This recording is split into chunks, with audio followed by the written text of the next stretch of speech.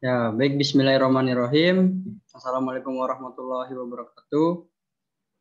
Saya bernama Alim Salam Alamsyah dari HTN 3 ingin memaparkan sebuah materi yang berjudul mengenal macam-macam luzum.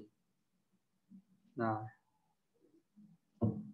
jadi apa sih itu luzum? Jadi pengertian luzum di sini itu artinya konsekuensi atau keterkaitan atau irtibat gitu. Atau lebih jelasnya itu dalam buku mantik diterangkan bahwa luzum itu adalah definisinya itu adam al-infikak a'lan au urfan. Itu ketak berpisahan ya, baik secara akal maupun kebiasaan. Nah, untuk memahami pengertian tersebut itu kita ambil contoh sederhana.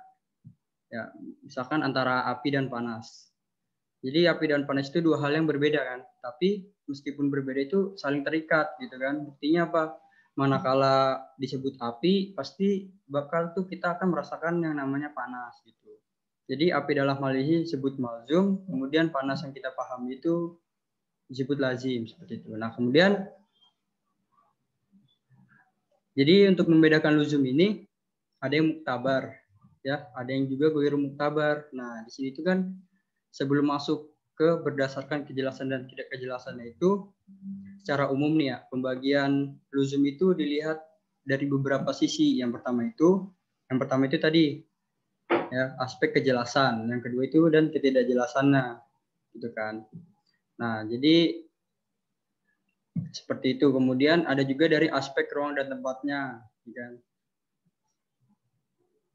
Oke, selanjutnya itu pengertian dari luzum ghair bain, yaitu keterkaitan yang tidak jelas. Jadi definisinya itu ma yahtaju fi itsbati luzumihi ila dalil, yaitu sesuatu yang dalam memastikan keterkaitannya membutuhkan bukti atau dalil.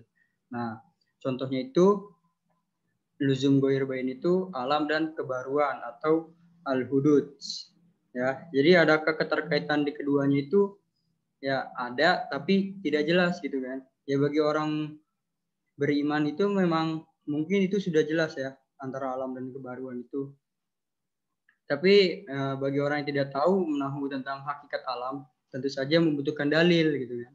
Karena ia membutuhkan dalil, maka disebut luzum ghair bain atau keterkaitan yang tidak jelas, karena tidak jelas, belum jelas. Kemudian yang kedua itu adalah luzum bain. Nah luzum bain ini ada keterkaitan yang jelas. Nah, jadi definisinya itu ma la yahtaju fi itsbati luzumihi ila dalil. Itu sesuatu yang dalam memastikan keterkaitannya itu tidak membutuhkan bukti atau dalil. Jadi udah jelas gitu kan. Jadi contohnya itu luzum bain itu keterkaitan antara api dan panas, ya kan. Api adalah api, panas adalah panas. Jadi yang disebutkan sebelumnya itu. Nah, kemudian luzum bain itu dibagi lagi ya menjadi dua, yaitu yang pertama itu luzum bain bil makna al-khos ya, jadi artinya itu keterkaitan yang jelas dengan pertemanan yang lebih khusus. Jadi definisinya itu ma yakfi fihi tasawwur al-malzum faqat, jadi artinya keterkaitan yang bisa dipahami cukup dengan membayangkan malzumnya saja gitu kan. Nah misalkan itu angka 4 dan genap, angka 4 sebagai malzum dan genap sebagai lazim. Nah, jadi kita tuh di mana disebut angka 4, ya kan pasti akal kita akan membayangkan angka genap gitu kan. 4 itu kan genap. Kemudian contoh lain nih, misalkan batu es dengan dingin. Nah, di mana disebut kata es itu di situ kita membayangkan rasa dingin, ya kan. Pasti kita es nih, oh pasti dingin gitu kan. Nggak mungkin es itu panas gitu kan. Nah, jadi malzumnya itu yang disebut yang disertai. Jadi malzum itu yang disertai dan dinginnya itu sebagai lazim yang menyertai gitu. Di mana yang disebut kata batu es, maka langsung seketika akal akan membayangkan rasa dingin. Bagaimana luzum bain bil makna al-khosas tersebut. Nah, kemudian yang kedua itu luzum bain bil makna al-am, yaitu keterkaitan yang jelas dengan pemaknaan yang lebih umum. Kan kalau khas itu khusus. Nah, ini yang lebih umum. Jadi definisinya ma la yabuda fihi min tasawwur al-lazim wa al-malzum. Jadi artinya keterkaitan yang tidak akan dipahami kecuali dengan membayangkan lazim dan malzum. Nah, misalkan antara manusia dengan kemampuan memasak. Nah, emang keduanya memiliki keterkaitan. Tapi ketika disebut manusia itu, kita langsung membayangkan sosok makhluk hidup. Apakah bisa memasak gitu kan? Ya belum tentu jadi itu. Kita itu harus mengatakan bahwa antara kemampuan memasak dan manusia itu keterkaitan. Setelah kita paham apa itu manusia dan apa itu memasak gitu. Setelah membayangkan keduanya, barulah kita tahu bahwa keduanya memiliki keterkaitan. Misalkan manusia, pasti manusia itu ada yang bisa ahli dalam memasak seperti itu. Nah, kemudian luzum yang dibagi berdasarkan ruangnya atau tempatnya. Jadi luzum ini dibagi 3 ya, menurut ruang dan tempatnya. Jadi yang pertama itu luzum zihni, kemudian luzum khairiji, kemudian luzum zihni wa khairiji. Jadi yang pertama itu luzum zihni. Jadi definisinya itu keterkaitan yang hanya ada dalam nalar. Kan? Jadi contohnya itu keterkaitan antara gerak dan diam. Dengan buta dan melihat, tuli dan mendengar, dan contoh-contoh sejenisnya. Gitu kan.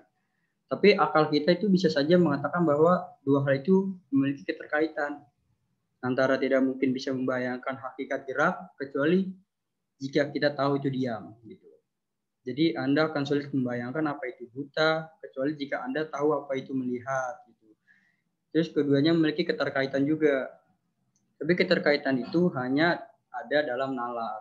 Gitu kan, tidak ditemukan dalam luar gitu kan. Jadi justru mereka saling bertentangan kalau ada di luar. Kemudian yang kedua itu luzum khairiji.